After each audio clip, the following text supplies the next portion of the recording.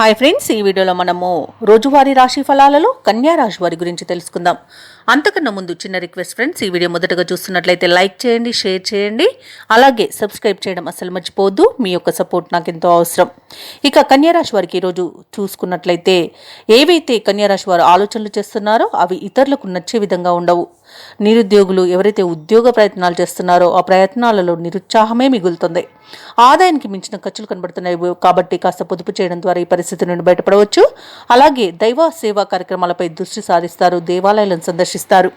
దేవాలయాలను సందర్శించినప్పుడు మీరు ముఖ్యంగా గుర్తుంచుకోవాల్సింది మీ ఇష్టదైవం యొక్క ఆరాధన అనేది మీకు మంచి చేస్తుంది కాబట్టి తప్పకుండా దిశగా ప్రయత్నించండి.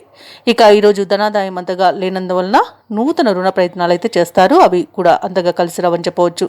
ఇక కుటుంబ సభ్యులతో మాట పట్టింపులు కలిగే అవకాశం అయితే అధికంగా కనిపిస్తున్నందున కాస్త ప్రశాంతంగా ఉండడానికి ప్రయత్నించండి. అలాగే కాస్త కన్యా రాశి వారు అన్నింట్లో నిర్లక్ష్య ధోరణిని వదిలిపెట్టండి. ఇది మీకు మంచి ఫలితాన్ని ఇస్తుంది.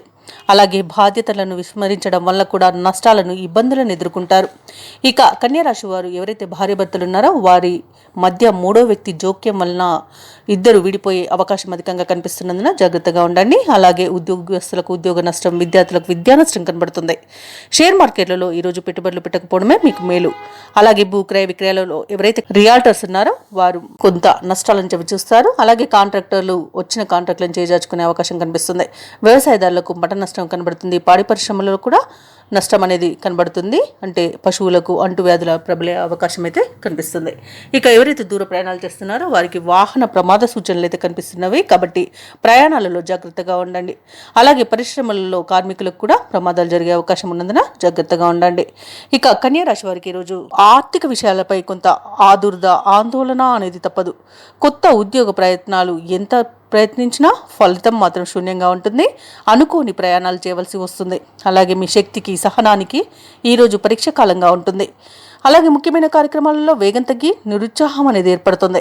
ఇక మిత్రులతో విభేదాలు నెలకొంటాయి. ఆరోగ్యపరంగా కూడా కొత్త సమస్యలు ఎదురవుతాయి. వ్యాపార వాణిజ్యవేత్తలు ఎవరైతే ఉన్నారో వారికి ఈరోజు సాదాసీదాగా గడిచిపోతుంది. ప్రభుత్వ ఉద్యోగస్తులు ఎవరైతే ఉన్నారో ఆ ఉద్యోగ వర్గాల వారికి విధులు కొంత ఇబ్బందిగా ఉంటాయి. రాజకీయవేత్తలకు, చిత్ర పరిశ్రమ వారికి కృషి అంతగా ఫలించదని చెప్పవచ్చు. ఇక విద్యార్థులకు కొన్ని అవంతరాలు ఎదురవుతాయి. ముఖ్యంగా మహిళలకి కుటుంబ సభ్యులతో తగాదాలు జరిగే అవకాశం కనిపిస్తుంది. ఇక కన్యా రాశి వారికి అదృష్ట రంగు నీలం, ప్రతికూలమైన రంగు ఆకుపచ్చ, అదృష్ట సంఖ్య 8.